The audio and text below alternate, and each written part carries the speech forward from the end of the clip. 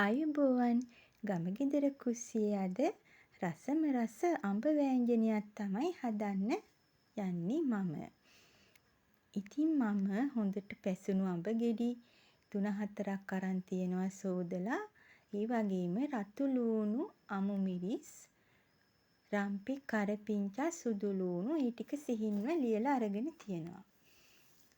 අඹ සෝදලා පොත්ත පිටින්ම මෙන්න මේ විදියට කපා ගන්න. හොඳට පැහිලා තියෙන්නේ අඹ. මේ ඇටය අස් කරන්න ඕනි. අඹ ඇට ඇතුලේ තියෙනවා මේ පොඩි කාලේ ගෙඩි හැදෙද්දී කුරුමිනිය වගේ සත්තු ගිහිල්ලා මේ කුඩු වගේක්. ඒ කුඩු ටික හොඳට සෝදලා ඉවත් කරන්න මේ අඹ ගෙඩිය මෙහෙම පැලුවට පස්සේ.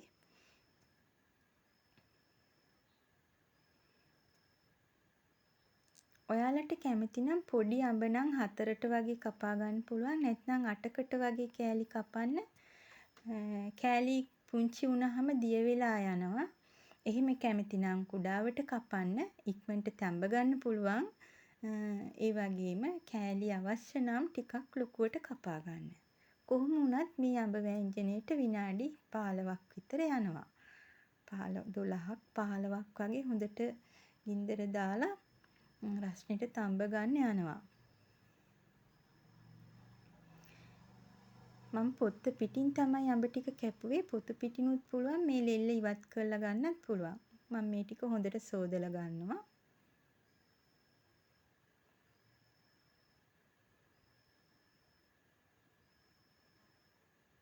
ඒ වගේම මිරිස් කුඩු තේ හැඳි 2ක් 3-5 කුඩු මීස හැඳි 2මාරක් විතර මං අරගෙන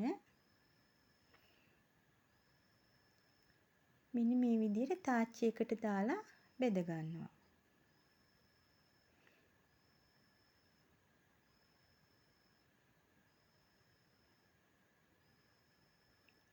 වැඩි කළු කරන්න එපා. ටිකක් පාට වෙනකන් මේ විදිහට මම බෙදගත්තා.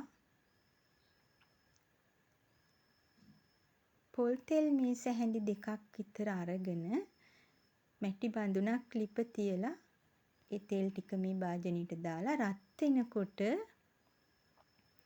අබ ඇට මීස හැන්දක් විතර මම එකතු කරනවා.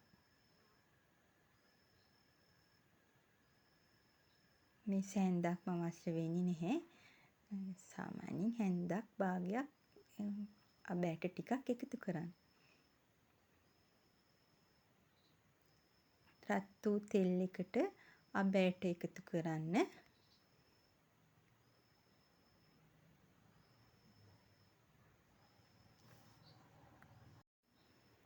ඉන්පසුව සිහින්ව ලියාගත් සුදු ලූණු, රතු ලූණු, අමු මිරිස්, රම්පෙ කරපිංච ඒ ද්‍රව්‍ය ටික එකතු කරලා මේ තෙල් එකේ රන්වන් පාට වෙනකම් බෙද ගන්න.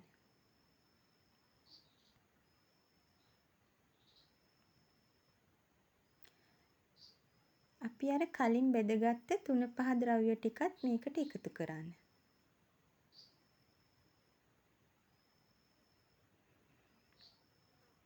ඒ වගේම තමයි මේකට අවශ්‍ය වෙනවා කහ කුඩු තේ හැඳි භාගයක්, උළු හාල් ඇට ස්වල්පයක්, කුරුඳු පොතු කැබැල්ලක්, ඉන්සාල් කරලක් 2ක් අවශ්‍ය නම් දාන්න ඕනේ.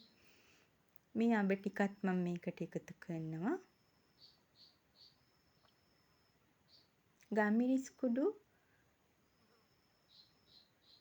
තේ හැන්දක් විතර, උළු හාල් ඇට ටිකක්, කහ කුඩු මේකට එකතු කරලා කලවම් කරගන්න.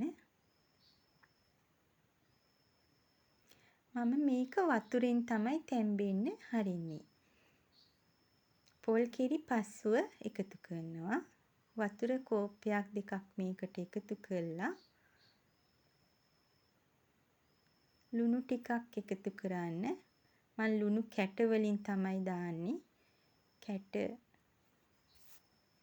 තේ හැන්දක් 1මාරක් වගේ සාමාන්‍යයෙන් අතට ඔයාලට මේකේ ප්‍රමාණය අනුව හිතා ගන්න ලුණු රස බලලා 5 එකතු කරන්නත් පුළුවන්. කුරුඳු පොත්තක්, ඉන්සාල් කාල් ඒ ටිකත් මම එකතු කරා. දැන් මේ ටික හොඳින් කලවම් කරලා මූඩියෙන් වහලා හිමිහිට තැම්බෙන්න අරින්න. ඒ අතරේ මම පොල් ටික ගාලා මිරිකගෙන ඉන්නම්.